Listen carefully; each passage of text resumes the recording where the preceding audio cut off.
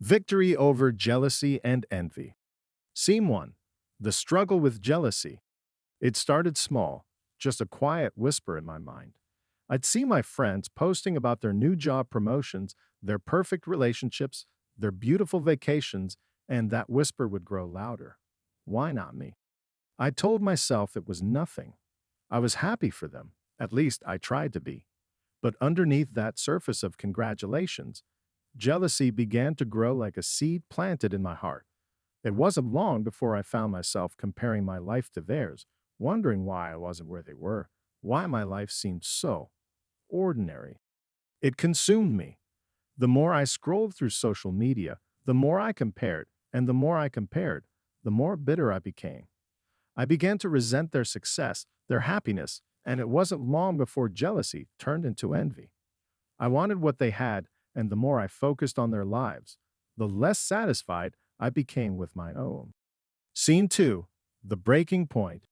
I didn't realize how far I had fallen until one day, a close friend shared some exciting news. She had just gotten engaged. I smiled, I hugged her, I told her how happy I was for her. But inside, I was burning with envy. The moment I got home, I broke down. I couldn't take it anymore. Why, God? Why does everything seem to go right for everyone else, but not for me? What about my dreams? What about my happiness? I was tired of pretending to be happy for others when I was secretly resentful. And more than anything, I was tired of feeling like I wasn't enough, like my life would never measure up to theirs. That night, I prayed a different kind of prayer.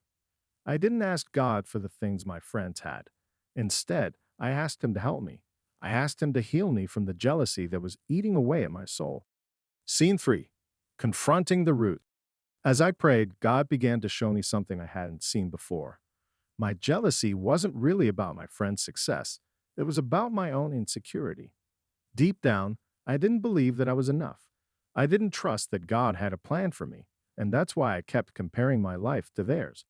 For I know the plans I have for you, declares the Lord, plans to prosper you and not to harm you, plans to give you hope and a future.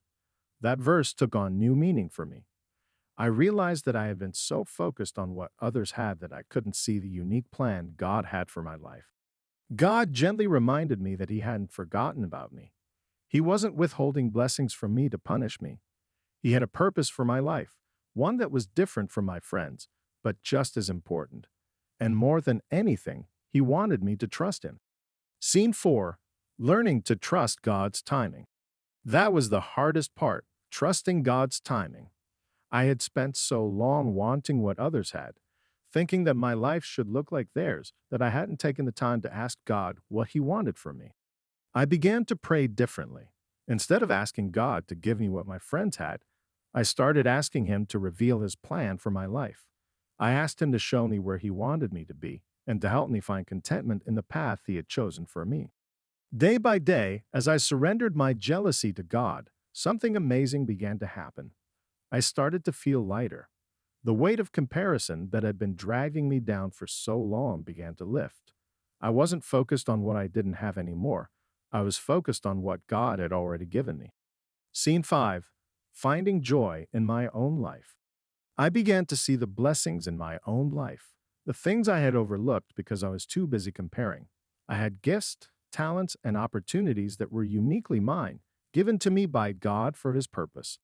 As I started to embrace the life God had given me, I found something I hadn't felt in a long time: joy, real joy. It wasn't dependent on what others had or what I didn't have. It was the kind of joy that comes from knowing that God is in control, that He has a perfect plan for me, and that I have enough just as I am. And as that joy grew, so did my ability to truly celebrate my friends' successes. I wasn't pretending anymore. I was genuinely happy for them because I knew that their blessings didn't take away from mine.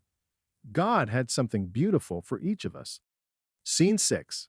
Living in freedom from jealousy. Today, I'm free. Free from the chains of comparison, free from the jealousy that once controlled my thoughts. God showed me that my value doesn't come from how my life compares to others. It comes from Him. I've learned that God's plan for my life is unique and it's beautiful in its own way. I don't need to have what someone else has to feel complete.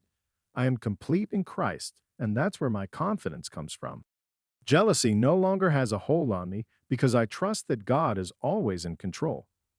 He knows what's best for me, and He is guiding me toward the life He has prepared, one step at a time. Scene 7. A message of hope. If you're struggling with jealousy, if you feel like you're constantly comparing yourself to others, I want you to know this. God has a unique plan for your life. Your worth doesn't come from how you measure up to others. It comes from who you are in Christ. God's blessings for others don't take away from the blessings He has in store for you. Trust Him with your future. Trust that He knows what's best for you and that His timing is perfect. You don't have to live in the shadow of someone else's success.